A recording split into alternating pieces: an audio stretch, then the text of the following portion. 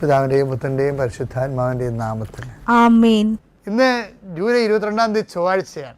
അമ്മേ പരിശുദ്ധമ്മേ, അമ്മേ പരിശുദ്ധമേ, ദൈവമാതാവേ, കൃപാസനത്തിലൂടെ ഞങ്ങൾക്കും ഞങ്ങളുടെ ദേശത്തിനും അമ്മ മധ്യസ്ഥം തേടി തന്ന എല്ലാ അനുഗ്രഹങ്ങൾക്കും കൃപകൾക്കും ഞങ്ങളിപ്പോൾ ഹൃദയം നിറഞ്ഞ നന്ദി പറയുന്നു.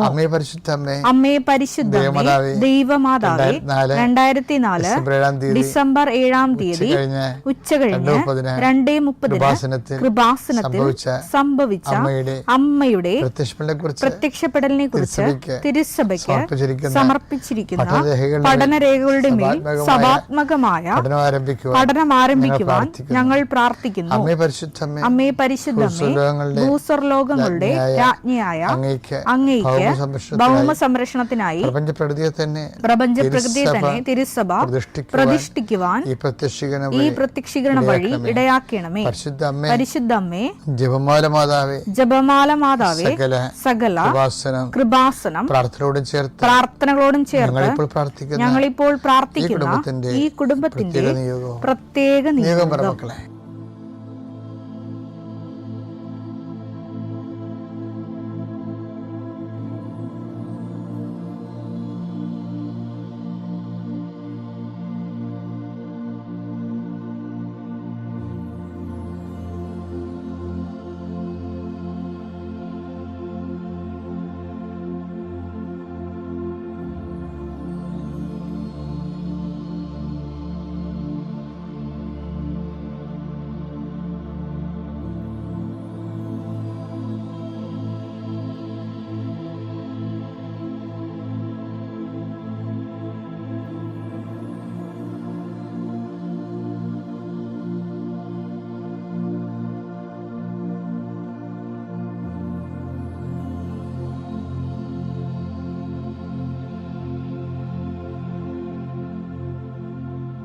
അമ്മയുടെ പ്രത്യക്ഷീകരണത്തിന്റെ ഈ അനുഗ്രഹവേളയിൽ ഞങ്ങൾക്ക് സാധിച്ചു തരുവാൻ കനിയണമേ. വിശ്വാസ പ്രമാണം. സർവശക്തനായ പിതാവും ആകാശത്തിന്റെയും ഭൂമിയുടെയും സൃഷ്ടാവുമായ ദൈവത്തിൽ ഞാൻ വിശ്വസിക്കുന്നു. അവിടുത്തെ ഏകപുത്രനും ഞങ്ങളുടെ കർത്താവുമായ ഈശോ മിശിഹായിലും ഞാൻ വിശ്വസിക്കുന്നു. ഈ പുത്രൻ പരിശുദ്ധാത്മാവിനാൽ ഗർഭസ്ഥനായി കന്യകാമറിയത്തിൽ നിന്ന് പിറന്ന് പൊന്തിയോസ് പീലാത്തോസിന്റെ കാലത്ത് പീഡകൾ സഹിച്ച് കുരിശിൽ തറയ്ക്കപ്പെട്ട് മരിച്ച് അടക്കപ്പെട്ട് പാതാളങ്ങളിൽ ഇറങ്ങി മരിച്ചവരുടെ ഇടയിൽ നിന്ന് 3-ാം നാൾ ഉയർത്ത് സ്വർഗത്തിലേക്ക് എഴുന്നള്ളി സർവശക്തിയുള്ള പിതാവായ ദൈവത്തിന്റെ വലതുഭാഗത്തിരിക്കുന്നു. അവിടെ നിന്ന് ജീവിക്കുന്നവരെയും മരിച്ചവരെയും വിധിക്കുവാൻ വരുമെന്നും ഞാൻ വിശ്വസിക്കുന്നു. പരിശുദ്ധാത്മാവിലും ഞാൻ വിശ്വസിക്കുന്നു. വിശുദ്ധ കത്തോലിക്കാ സഭയിലും പുണ്യവാന്മാരുടെ ഐക്യത്തിലും പാപങ്ങളുടെ മോചനത്തിലും ശരീരത്തിന്റെ ഉയർപ്പിലും നിത്യമായ ജീവിതത്തിലും ഞാൻ വിശ്വസിക്കുന്നു. ആമേൻ. സ്വർഗ്ഗസ്ഥനായ ഞങ്ങളുടെ പിതാവേ, അങ്ങയുടെ നാമം പൂജിതമാകണമേ. അങ്ങയുടെ രാജ്യം വരണമേ. അങ്ങയുടെ തിരുമനസ് സ്വർഗത്തിലെ പോലെ ഭൂമിയിലും ആകണമേ. അന്നു വേണ്ടുന്ന ആഹാരം ഇന്ന് ഞങ്ങൾക്ക് തരണമേ. ഞങ്ങളോട് തെറ്റ് ചെയ്യുന്നവരോട് ഞങ്ങൾ ക്ഷമിക്കുന്നത് പോലെ ഞങ്ങളുടെ തെറ്റുകൾ ഞങ്ങളോടും ക്ഷമിക്കണമേ. ഞങ്ങളെ പ്രലോഭനത്തിൽ ഉൾപ്പെടുത്തരുതേ, തിന്മയിൽ ഞങ്ങൾ രക്ഷിക്കണമേ. ആമേൻ. നന്മ നിറഞ്ഞ മറിയമേ, സ്വസ്തി. കർത്താവ് അങ്ങയുടെ കൂടെ സ്ത്രീകളിൽ അങ്ങ് അനുഗ്രഹിക്കപ്പെട്ടവളാകുന്നു. അങ്ങയുടെ ഉദരത്തിൻ ഫലമായി ഈശോ അനുഗ്രഹിക്കപ്പെട്ടവനാകുന്നു. പരിശുദ്ധ മറിയമേ, തമ്പുരാന്റെ അമ്മേ, പാപികളായ ഞങ്ങൾക്ക് വേണ്ടി ഇപ്പോഴും ഞങ്ങളുടെ മരണസമയത്തും തമ്പുരാനോട് അപേക്ഷിക്കണമേ. ആമേൻ. കർത്താവിന്റെ ഉന്നതമായ നാമത്തിന് സ്തോത്രം ചെയ്യുന്നു. കർത്താവെ, മരിച്ച വീടുകളെയാണ് ഇപ്പോൾ കണ്ടുകൊണ്ടിരിക്കുന്നത്. ഈശോയെ, എന്താണ് കാരണമെന്ന് അറിയത്തില്ല. അവർക്ക് വേണ്ടിയുള്ള ഒപ്പീസ് പ്രാർത്ഥനകളും വേർപാട് പ്രാർത്ഥനകളും ഒക്കെ കാണുന്നു. ഈശോയെ, മരണ വീടുകളും മരിച്ച് സ്വന്തപ്പെട്ടവർ വിടവാങ്ങിപ്പോയ വീടുകളും ആ സമയത്ത് എല്ലാവരും ഓരോരുത്തരും ഓടി വന്ന് സന്ധിച്ച് സമാശ്വസിപ്പിച്ചെങ്കിലും കർത്താവെ, ദിവസങ്ങൾ കഴിയുമ്പോൾ ആ വീട്ടിൽ അപ്പോഴാണ് ശരിക്കും മരിച്ച വീടായി മാറുന്നത്. മരിച്ച വീടുകൾ എപ്പോഴും മരിച്ച വീടായി മാറുന്നത് മരണം കഴിഞ്ഞ് 1 മാസം കഴിയുമ്പോഴാണ്.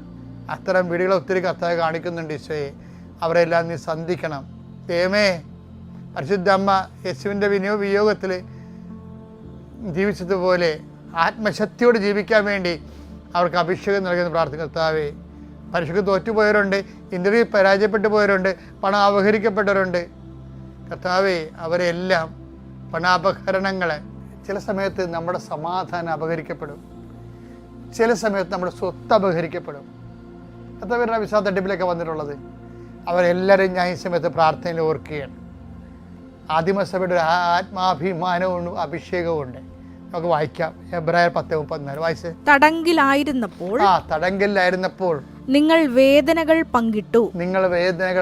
കണ്ട ധനത്തിന്റെ അപഹരണം സന്തോഷത്തോടെ നിങ്ങൾ സഹിച്ചു. എന്തെന്നാൽ കൂടുതൽ ഉത്കൃഷ്ടമായത് ശാശ്വതവുമായ ധനം നിങ്ങൾക്കുണ്ടെന്ന് നിങ്ങൾ അറിഞ്ഞിരുന്നു.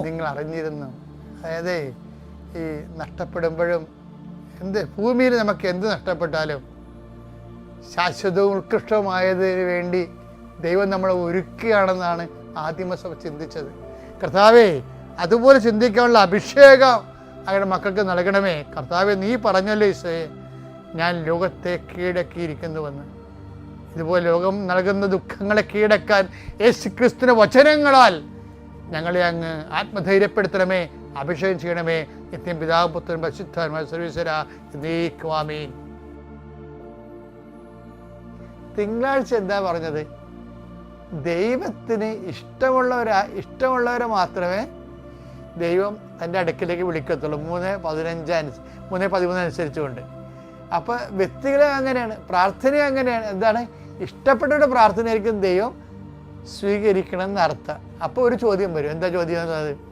ദൈവത്തിന് ഇഷ്ടമുള്ളവരാകാൻ ഞങ്ങൾ എന്ത് ചെയ്യണം? അങ്ങനെ ഒരു ചോദ്യമുണ്ട് ബൈബിളിൽ, ഇല്ലേ? ദൈവത്തിന് ഇഷ്ടമുള്ളവരാകാൻ ഞങ്ങൾ എന്ത് ചെയ്യണം? യോഹന്നാൻ 6:28-29. അപ്പോൾ അവർ ചോദിച്ചു അങ്ങോട്ട് ദൈവഹിതമനുസരിച്ച് പ്രവർത്തിക്കുന്നവരാകാൻ. ദൈവത്തിന് ഇഷ്ടപ്പെട്ട രീതി അതാണ് കണ്ട. അതൊക്കെ ദൈവഹിതം ഇഷ്ടം. ദൈവത്തിന് ഇഷ്ടപ്പെട്ട രീതിയിൽ പ്രവർത്തിക്കുന്നവരാകാൻ ഞങ്ങൾ എന്ത് ചെയ്യണം? യേശു മറുപടി പറഞ്ഞു. യേശുവിന് റെഡിമെയ്ഡ് ആൻസർ ഉണ്ട്. യേശു മറുപടി പറഞ്ഞു, ഇതാണ് ദൈവഹിതമനുസരിച്ചുള്ള പ്രവൃത്തി. അവിടുന്ന് അയച്ചവനിൽ വിശ്വസിക്കുക. അവിടുന്ന് അയച്ചവനിൽ വിശ്വസിക്കുക. ആരാണ് വിശ്വസിക്കേണ്ടത്?